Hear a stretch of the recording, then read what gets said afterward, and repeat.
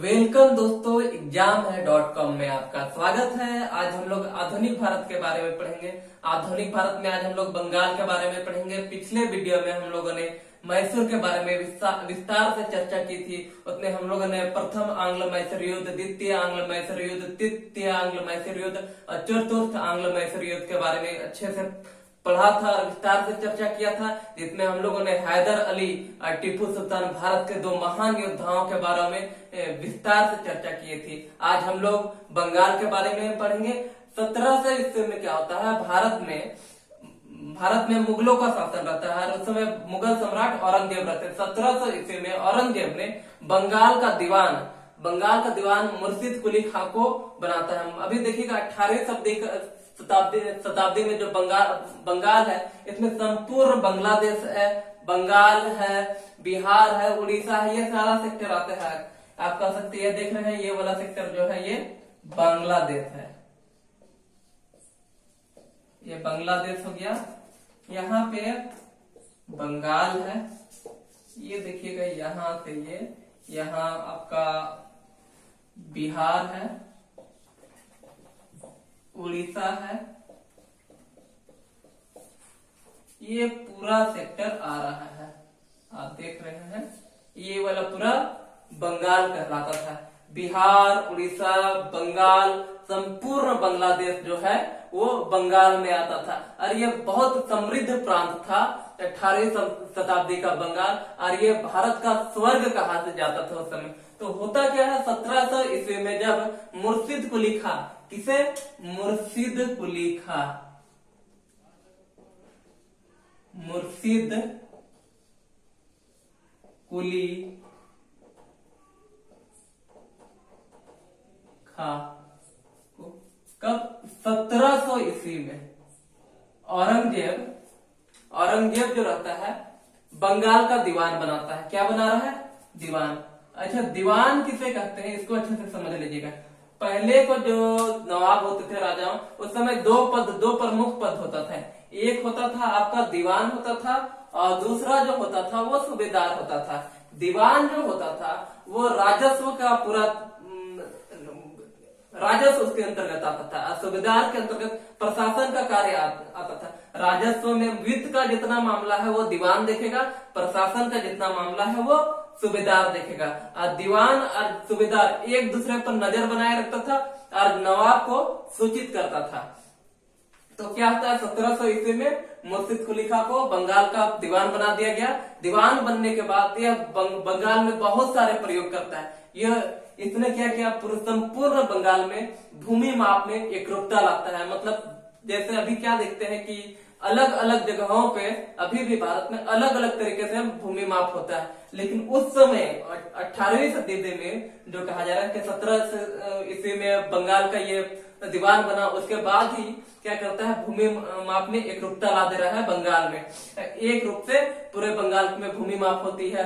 उपज के अनुसार होता है क्या, वो टैक्स तय करता है। यह नहीं कि कहीं बंजर भूमि है, कहीं उपजाऊ भूमि है, सब जगह में एक जैसा टैक्सेशन लिया जाए, वैसा नहीं है। वो उपजाऊ के आधार पे क्या हो रहा है, टैक्सेशन तय कर रहा है। 1704 ईस्वी में क्या करेगा, मुर्शिद कुली खां जो बंगाल का भी राजधानी कहाँ है, ढाका, उसको स्थानांतरित करके 1704 ईस्वी में मुर्शिदाबाद बना देता है। 1704 ईस्वी में कहा बना दे रहा है, मुर्शिदाबाद। इससे पहले कहा राजधानी था बंगाल का, ढाका था। ढाका से स्थानांतरित कर रहा है और मुर्शिदाबाद बना दे रहा है। ठीक है, इसको ध्यान से देखिएगा। आप लोग देखिए कि बंगाल कहाँ पे है, कौन कौन सा सेक्टर आ रहा है, इसको मिटाते रहे ताकि आगे कुछ लिखने में हम लोग को सुविधा हो सके, अच्छे से समझ सके।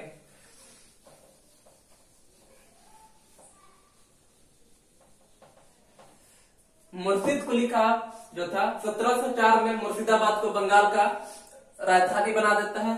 1707 ईस्वी में क्या होता है, एक बहुत बड़ी घटना घटती है भारत के इतिहास में, मुगल साम्राज्य के इतिहास में कहिए। 1704 ईस्वी में औरंगजेब की मृत्यु हो जाती है। 1707 में क्या हो रहा, औरंगजेब की मृत्यु हो जाने तब तक मुर्शिद कुली खां जो था बहुत फेमस नाम बन चुका है बंगाल में। बंगाल में इतने स्वतंत्र रूप से बहुत कार्य किए जिसके कारण वो फेमस हो गया। वो किसानों को तकावी ऋण देता था। कौन सा ऋण देता था? किसानों को तकावी ऋण देता था। तकावी ऋण का मतलब होता क्या है? ये ऋण होता क्या?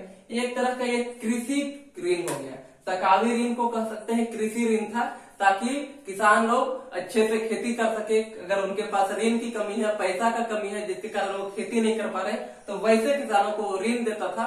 उसका मानना था कि किसान लोग अच्छे से खेती करेंगे तो उसका टैक्सेशन में वृद्धि होगा। वो विदेशों का व्यापार के पक्ष में था, विदेशी व्यापार के पक्ष में था।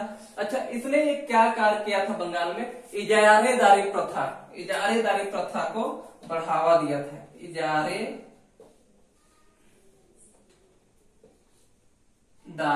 प्रथा।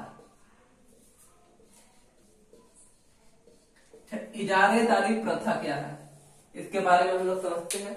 इजारेदारी प्रथा के अंतर्गत होता क्या था कि जो जमींदार होते थे, मान लीजिए जिस जमींदार के क्षेत्र जमींदार जो रहता था उसके क्षेत्र में जितना जमीन आया, उनसे एक मतलब क्या कहे तय किया जाता था कि आपको इतना टैक्स देना है।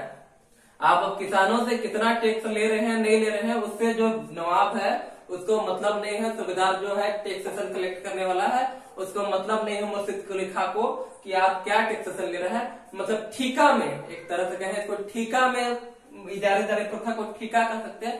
ठीका के रूप में ये ठीका दे दिए, आप किसानों से जैसे भी जितना ऋण क्या कहते हैं टैक्स वसूलना है वसूलिए, हमें इतना टैक्स चाहिए। इससे क्या होता है? किसानों का शोषण बढ़ जाता है, जमींदारों का शोषण बढ़ जाता है। इसने क्या करता है, मुर्शिद कुली खां ने मुगल काल के जितने जमींदार थे धीरे धीरे सबको दबा के हटा देता है और नए जमींदारों का उदय होता है, जो उसके हक क्या कहते हैं उसके अंतर्गत रहते थे, उसके अनुसार कार्य करते थे। इसमें बहुत सारे बंगाली जमींदार भी आते थे, उसमें बंगाली में बहुत सारे हिंदू भी लोग थे। और इनके शासन काल में हिंदू और मुसलमानों को समान रोजगार के अवसर प्रदान किए जाते थे। वह हिंदुओं और मुसलमानों में भेदभाव नहीं करता था। 1717 आते आते क्या होगा? 1717 आते आते मुर्शिद कुली खां बंगाल का सूबेदार बन जाता है। 1700 ईस्वी में उसे दीवान बनाया है औरंगजेब, और 1717 में क्या होगा? 1717 में ये सूबेदार बन गया और स्वतंत्र रूप से मुगल सत्ता के बिना आज्ञा के सारे कार्य करने लगता है। लेकिन ये मुगल सत्ता के प्रति वफादारी दिखाते हुए वार्षिक कर और नजराना भेजते रहता था। उसमें वो कमी और भारी मात्रा में क्या कहते हैं वार्षिक कर भेजता था। लेकिन ये अपने आप को स्वतंत्र कर लिया था बंगाल को मुगल सत्ता से। 1723 ईस्वी में क्या होगा? 1723 ईस्वी में मुर्शिद कुली खां जो रहता है बिहार को अपने में मिला लेता है। इससे पहले बंगाल और बांग्लादेश था, अभी उड़ीसा भी नहीं है, इसमें बिहार को मिला लिया है। मुर्शिद कुली खां के शासनकाल के दौरान मराठों का आक्रमण प्रारंभ हो जाता है, तो होने लगता है बंगाल में। उन लोग से भी मुर्शिद कुली खां लड़ते हैं और 1727 ईस्वी में क्या होगा? मुर्शिद कुली खां की मृत्यु हो जाती है। कब हो रहा है? 1727 ईस्वी में मुर्शिद कुली खां की मृत्यु हो गई। मुर्शिद कुली खां का कोई बेटा नहीं था, तो तय किया जाता है उसका नाती, इसका नाती कौन है?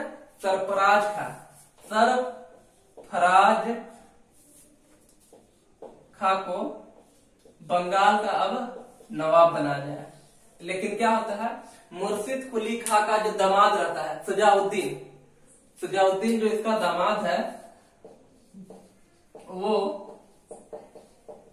और जो कहें कि सरफराज खां का पिता रहता है वो नहीं मानता है, और अमीर कुलीन वर्गों का उसको सपोर्ट मिलता है सुजाउद्दीन का, उसका सहयोग से ये बंगाल का नवाब बन जाता है। 1727 ईस्वी में क्या होगा? बंगाल का नवाब कौन बन रहा है? सुजाउद्दीन बन रहा है ना। और सरफराज का जो उसका बेटा है वो नवाब नहीं बन पाता है, जिसे तय किया जाता है सुजाउद्दीन क्या होगा? बंगाल का नवाब बन जाता है ना।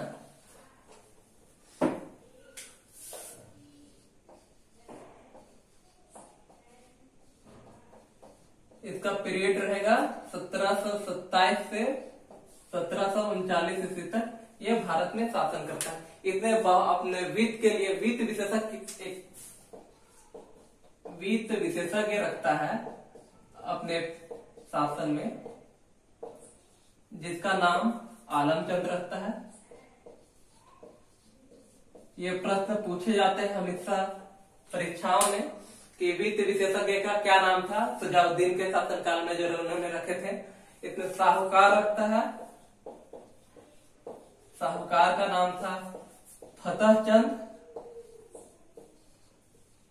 और जगत सेठ। जगत सेठ और फतेहचंद को वे साहूकार रखता है। इसने भी हिंदू और मुसलमानों को रोजगार में भेदभाव नहीं करता है, समान अवसर देता है। आप देख रहे हैं प्रमुख पदों पर सुजाउद्दीन के प्रशासन में प्रमुख पदों पर हिंदू लोग आसीन हैं। क्या वह 1731 ईस्वी में क्या करता है, ये उड़ीसा को अपने राज्य में मिला लिया है। अभी देखे थे 1727 में बिहार को मुर्शिद कुली का मिलाया है बंगाल में, 1731 में उड़ीसा को सुजाउद्दीन मिला ले रहा है अपने राज्य में। और उसके बाद क्या करेगा, बिहार में इसने बिहार का प्रतिशासक के रूप में अलवर्दी खां को रखता है। अलवर्दी खां इसने बिहार का कहाँ का इसको प्रतिशासक रखा है, बिहार का। प्रतिशासक का मतलब, कहने का मतलब हुआ रीजेंट कहे या उप सूबेदार हुआ, है ना। इसने अलवर्दी खां को रखता है और इसकी मृत्यु 1739 ईस्वी में हो जाती है। इसका मृत्यु होने के बाद क्या होगा, अब इसका बेटा कौन था, सरफराज खां को नवाब बनाया जाता है। सरफराज खां, लेकिन क्या होगा, अब अलवर्दी खां है ये विद्रोह कर देता है। अलवर्दी खां और सरफराज खां के बीच युद्ध होता है। 1740 में युद्ध होगा। कौन सा युद्ध होता है, अलवर्दी खां और सरफराज खां के बीच में ये युद्ध होता है, खिरिया का युद्ध। इस युद्ध में क्या होगा, सरफराज खां पराजित हो जाता है। 1740 में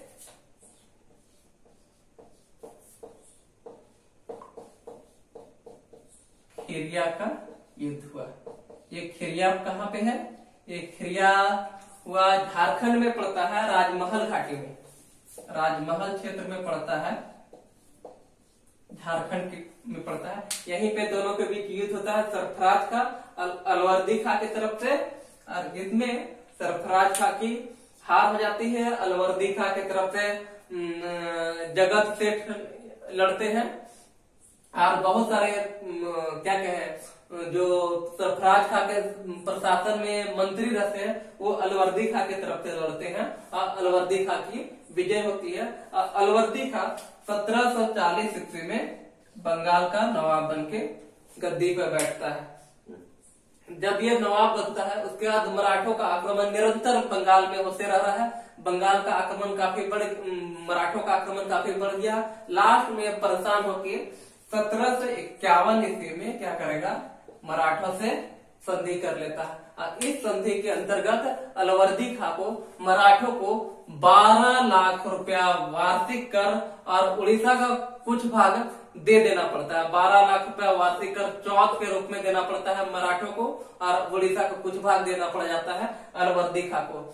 अब दूसरे तरफ हम लोग देखेंगे, एक तो ये हो रहा है बंगाल की तरफ जो शासक है उनके बारे में पढ़े। अब हम लोग ब्रिटिशों के बारे में भी देखेंगे, ब्रिटिश लोग कैसे भारत में पनप रहे हैं, उनका विकास कैसे हो रहा है, कैसे अपना विस्तार कर रहे हैं।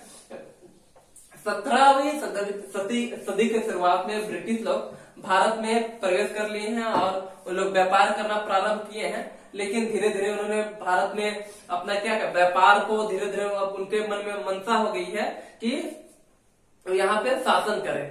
शासन करने की उनके दिमाग में बैठ गई है। 1670 ईस्वी से 1700 ईस्वी तक के बीच में बंगाल में इन्होंने बहुत सारे फैक्ट्रियों का अनाधिकृत मतलब बिना गैर कानूनी रूप से फैक्ट्री खोल लिया है और बंगाल में इन लोग का बोलबाला बहुत बढ़ गया है।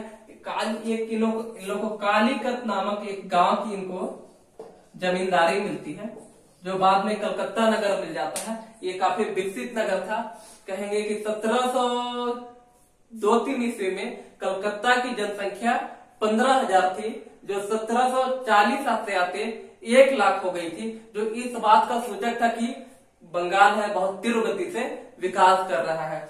अब यहाँ ब्रिटिश लोग काफी तेजी से बढ़ रहे थे। फ्रांसीसी लोग भी यहाँ चंद्रनगर में यहाँ इनका कारखाना था। चंद्रनगर में फ्रांसीसी लोग का कारखाना है, कलकत्ता में इन लोग का फैक्ट्री है, ब्रिटिश लोग का है। अब धीरे धीरे इन लोग का विस्तार कर रहे हैं। अब इन लोग क्या करते हैं, जो 1717 में फर्कशेयर जो इन लोग को प्रमाण पत्र दिया था ब्रिटिशों का, उसका दुरुपयोग करते थे। कंपनी के जो कर्मचारी लोग रहते हैं उन लोग भी व्यापार करते हैं, व्यापार में छूट प्राप्त करते हैं, जबकि उन लोग को ये अधिकार नहीं मिला था। तो ये सब देख रहा था अलवर्दी खान, नजर में उसका आ जाता है। अब इन लोग किलेबंदी करने लगते हैं, अपने फैक्ट्रियों का सैनिक रखते हैं। इसका विरोध करना चाहता था अलवर्दी खान, लेकिन वो कुछ कर पाता उससे पहले ही 1756 ईस्वी में अलवर्दी खां का मृत्यु हो जाएगा। इसके साथ ही ये कोई कार्रवाई नहीं कर पाता है ब्रिटिशों के खिलाफ। और 1757 में उसके बाद क्या होगा, प्लासी का युद्ध होगा। उसके बारे में हम लोग अगले वीडियो में विस्तार से चर्चा करेंगे। अगर आप लोग को हमारा वीडियो पसंद आया है तो वीडियो को लाइक अवश्य करें, कमेंट करें, सब्सक्राइब करें। धन्यवाद।